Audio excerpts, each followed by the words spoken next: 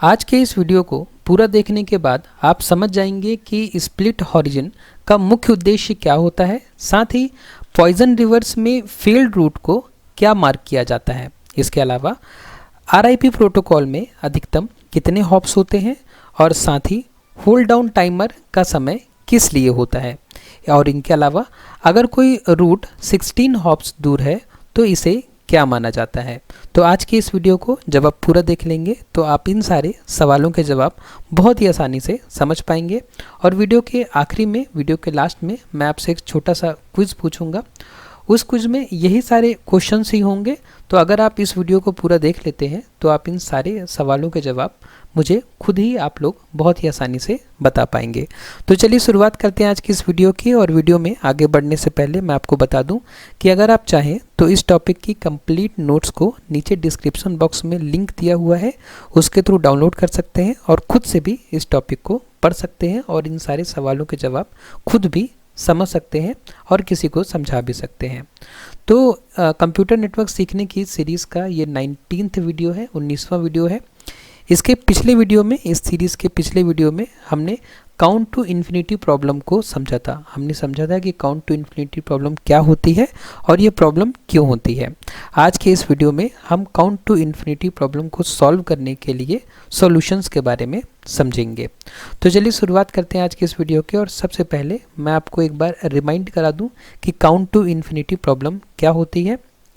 तो count to infinity एक गंभीर राउटिंग समस्या है जो डिस्टेंस वेक्टर प्रोटोकॉल्स में होती है। तो बहुत ही सीरियस प्रॉब्लम है काउंट टू इन्फिनिटी, जो कि डिस्टेंस वेक्टर प्रोटोकॉल्स में होती है, जैसे आरआईपी और EIGRP। ठीक है, इन प्रोटोकॉल्स में ये काउंट टू इन्फिनिटी वाली प्रॉब्लम होती है। यह रूटिंग लूप्स और इन्फिनाइट लूपिंग का कारण बनती है। तो जब ये काउंट टू इन्फिनिटी प्रॉब्लम होती है तो रूटिंग लूप्स आ जाते हैं, मतलब दो राउटर्स आपस में एक दूसरे को पैकेट सेंड करने लगते हैं। और इन्फिनाइट लूपिंग, मतलब ये लूपिंग जो है इन्फिनाइट टाइम के लिए चलती जाती है। और साथ ही जो राउटिंग टेबल है उसमें भी जो रूट की जो वैल्यूज़ होती हैं वो भी इन्फिनाइट डिस्टेंस तक बढ़ती जाती हैं। पिछले वीडियो में हमने बहुत ही डिटेल में इन सभी कॉन्सेप्ट्स के बारे में चर्चा की थी। तो चलिए आगे बढ़ते हैं और समझते हैं कि इसे रोकने के 4 मुख्य तरीके कौन कौन से हैं। तो एक एक करके हम चारों तरीकों को समझेंगे, जिसमें सबसे पहला तरीका है स्प्लिट हॉरिजन। ठीक है, इसमें क्या होता है, किसी राउटर से प्राप्त जानकारी को उसी दिशा में वापस ना भेजें।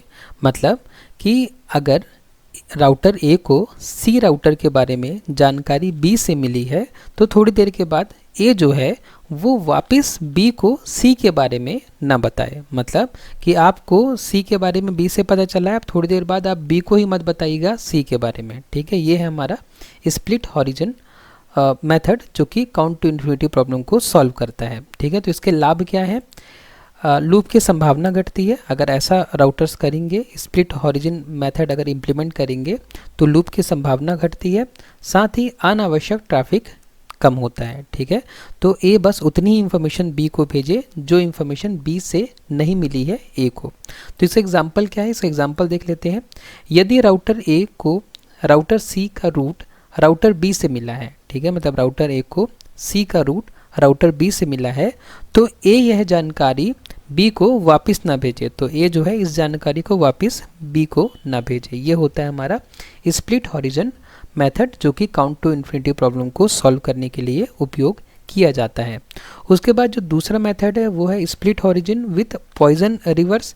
तो इसमें क्या होता है, जब कोई रूट अब उपलब्ध नहीं है तो उसे इनफाइनाइट के रूप में घोषित किया जाता है। तो अगर कोई रूट जो है वो अब अवेलेबल नहीं है, ठीक है, वो डिस्कनेक्ट हो चुका है, किसी राउटर तक हम पहुंच नहीं सकते, तो उस रूट को इनफाइनाइट घोषित कर दीजिए। ठीक है, इसके लाभ क्या है, नेटवर्क तेज़ी से फेलियर डिटेक्ट करता है। अगर जो बी है वो इस फेलियर के बारे में सबको फटाफट बता दे तो नेटवर्क को जल्दी समझ में आ जाता है कि कहाँ पे रूट फेल है, और राउटिंग लूप जल्दी रुक जाता है। तो जो राउटिंग लूप बनने वाला था वो जल्दी रुक जाता है अगर हम जो रूट है, अगर वो डिस्कनेक्ट हो गया है, जो रूट डिस्कनेक्ट हो गया है उसके बारे में हम जल्दी से सबको बता दें कि इस रूट की जो कॉस्ट है वो इनफाइनाइट हो गई है। ठीक है, तो इससे क्या होता है कि राउटिंग लूप जल्दी रुक जाता है या राउटिंग लूप बनना शुरू ही नहीं हो पाता।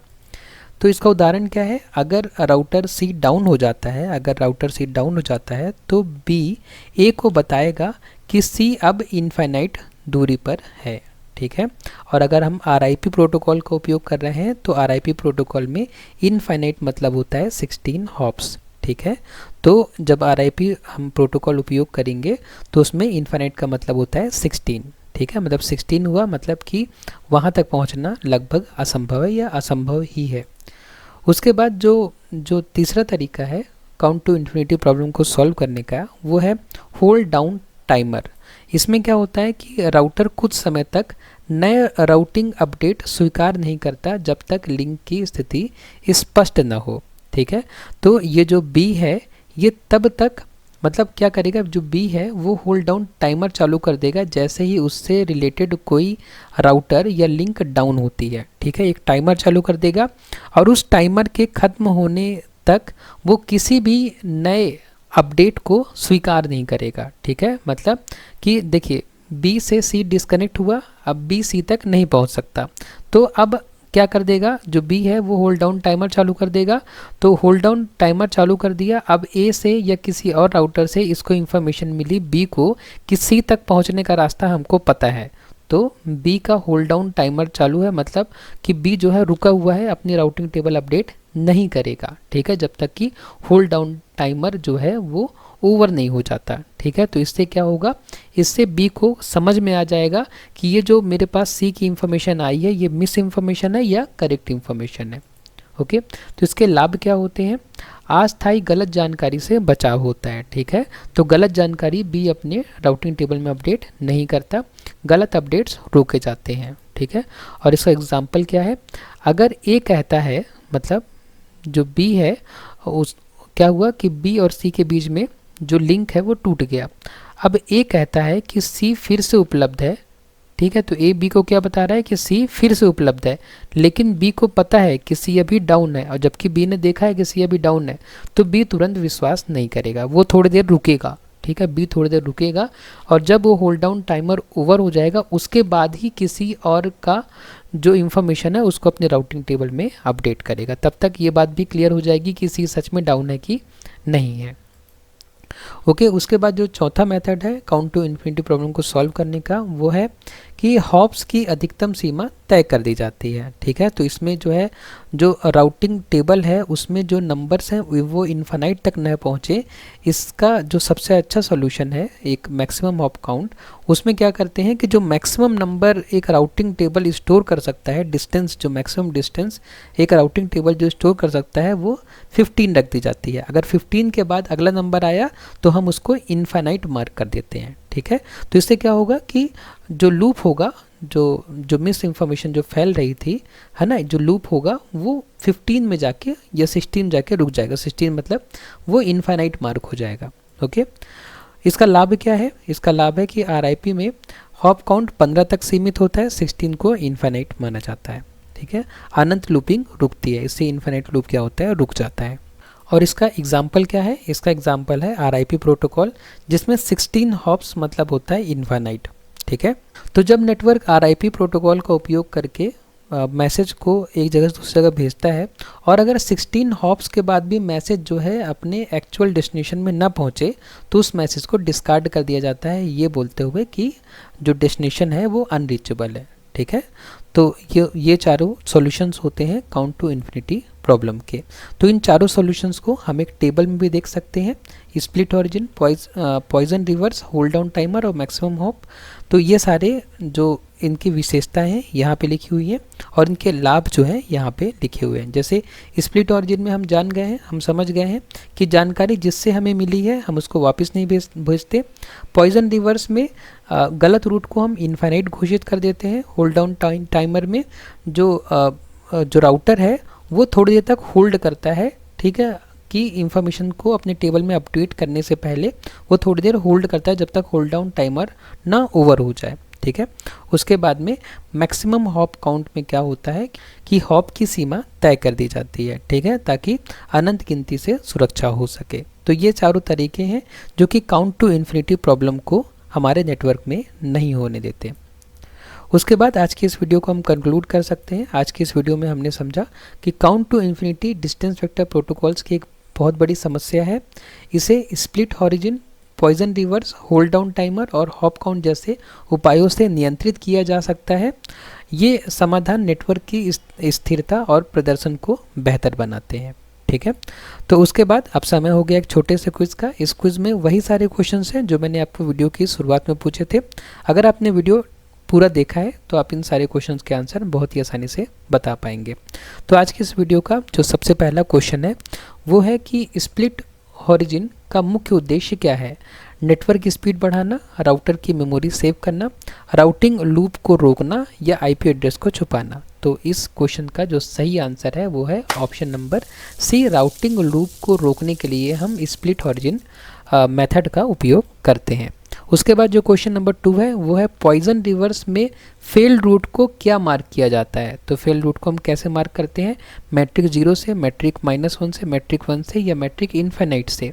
तो हम जो फेल्ड रूट होता है उसको इनफाइनाइट से मार्क करते हैं। ठीक है, जैसे कि आरआईपी में किया जाता है कि जब हमने किसी राउटिंग टेबल में किसी रूट को 16 एंटर कर दिया, किसकी डिस्टेंस 16 है, 16 मतलब क्या हो गया, वो इनफाइनाइट डिस्टेंस पर है। ठीक है, उसके बाद क्वेश्चन नंबर 3 है कि आरआईपी प्रोटोकॉल में अधिकतम कितने हॉप्स होते हैं? 10, 12, 15 या 15 तक वैध, उसके बाद में 16 भी होता है। तो आरआईपी में टोटल 16 मतलब 15 हॉप होते हैं और 16 मतलब क्या होता है, इनफाइनाइट होता है। तो जब ऐसा क्वेश्चन आपको आए और 15 के साथ 16 भी ठीक है ऑप्शन में रहे तो थोड़ा सा आपको सोचने वाली बात है, क्योंकि देखिए 15 तक इसमें वैलिड काउंट होता है और 16 मतलब होता है कि इनफाइनाइट। ठीक है, तो अगर 15 और 16 दोनों हों तो मुझे लगता है कि 16 में टिक करना ज़्यादा होगा, क्योंकि 16 भी तो आरआईपी मानता है ना, आरआईपी प्रोटोकॉल 16 भी मानता है और 16 को वो इनफाइनाइट मार्क करता है। ठीक है, तो इसलिए क्वेश्चन नंबर 3 का जो सही ऑप्शन होगा वो होगा ऑप्शन नंबर डी, मतलब 15 तक वैध, 15 तक वैलिड और 16 को इनफाइनाइट माना जाता है। ठीक है, आरआईपी प्रोटोकॉल में। उसके बाद जो क्वेश्चन नंबर 4 है वो है कि होल्ड डाउन टाइमर का समय किस लिए होता है? मतलब होल्ड डाउन टाइमर जो उसमें जो समय होता है वो किस लिए होता है? नेटवर्क को रीसेट करने के लिए? नहीं। टेम्पररी किसी रूट को स्टेबल ना मानने के लिए हो सकता है।